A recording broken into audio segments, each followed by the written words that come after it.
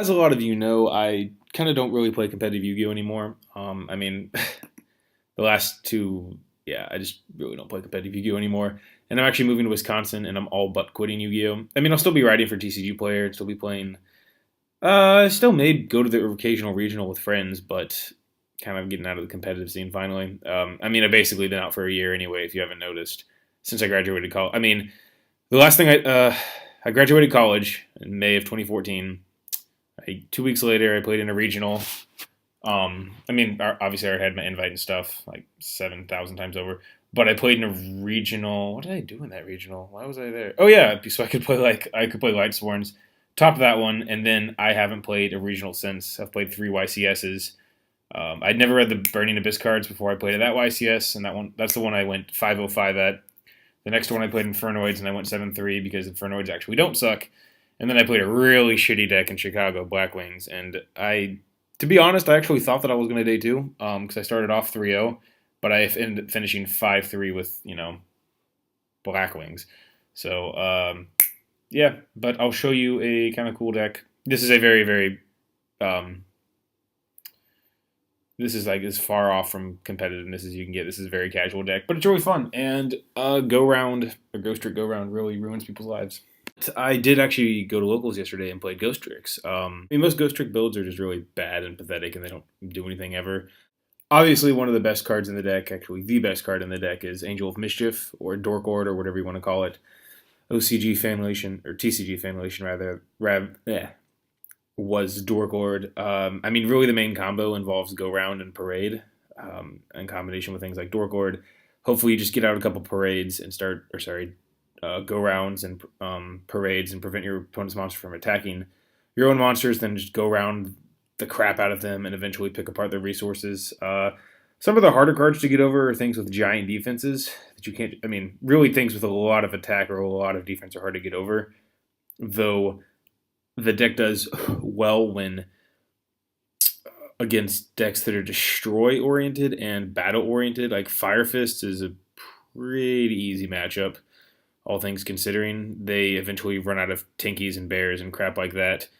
Obviously cards like Wolfbark into Exiton is a big deal, but if they bear away your cards, that's totally fine because you have Break or Scare or Vanish or Needle Sealing or Breakthrough. You have a lot of counters to when they have to actually physically destroy your monsters and attack you because, and then again you have Parade and Mary and Doll and et cetera, et cetera, et cetera, et cetera. Obviously, terrible matchups. The only person I lost to yesterday was a Necros player. Yeah, so round one, I ended up playing Heroes and beat them pretty easily, to be honest. The hero player was kind of didn't know what he was doing. He had a one-track mind. He kind of played like I didn't have any cards ever, and obviously that screwed him over because he kept making. Dark Law is obviously not bad; it's really good, but he would just make Dark Law and expect me to have any answers, and I was like, are you never? He'd never tried to destroy Go Round, and so I don't think I lost any life points game one. Round two, I played against a shit all deck. That was pretty easy game one. Game two, he opened the stick chair combo, and then had a BLS next turn, and I was like, oh. And so then I ended up having to make. Long story short, I had to make an extra deck monster, and he had a shit all fusion. So it kind of went downhill from there. And then game three was a wash pretty easily because he didn't. I never put an extra deck monster on the field, so he couldn't win. Round four was against. What was it against? Fucking Yosenju. Yeah, that was pretty easy because he never made Chidori. I definitely would have lost if he made Chidori, or I would have lost a game. I 2-0'd him pretty easily, but it would have. I was never, ever, ever in a bad position because he never made Chidori.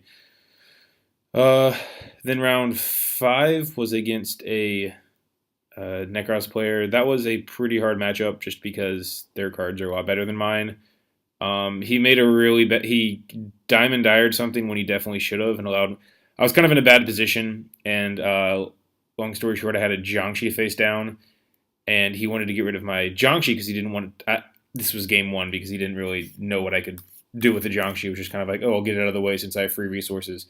So he Diamond Dired my Jiangxi, which allowed me to break back two of my Ghostricks from the graveyard. That sounds like the stupidest way ever to say it was all over from then. but I kind of needed that to go off because I needed to make a. Oh yeah, if you left the Jongshan board, I couldn't have made a Dork Lord. That's right, because Jiangxi only adds levels if you have only adds Ghostrick monsters equal with a level equal to or lower the number of Ghostricks you have on the field. And since Jiangxi would have been, if you left Jiangxi on the field, I could have only gotten a level 1, and then I couldn't have made a Dork Lord that way to get in there for some damage. And then top 8 I actually lost to a Necros player, and that was pretty frustrating because game 2 I actually opened double Iron Wall, double Breakthrough, Max C, Inspector, and I was like, okay, this should be better. And then I kind of got thrashed from there. But the deck's really fun. It's really trolly against people that don't know what they're against semi-inexperienced players. Go Round is like the best card in the entire world because you'll just never lose with it. Especially if you have 2 on the field and they decide not to destroy them, it's all over for them. But yeah, just thought I'd share a not competitive. I mean, 4-1 Ocals doesn't really mean anything, but yeah, it's just a semi-interesting Ghostrick deck that I like. All right, hopefully I'll make a video when I get to Wisconsin.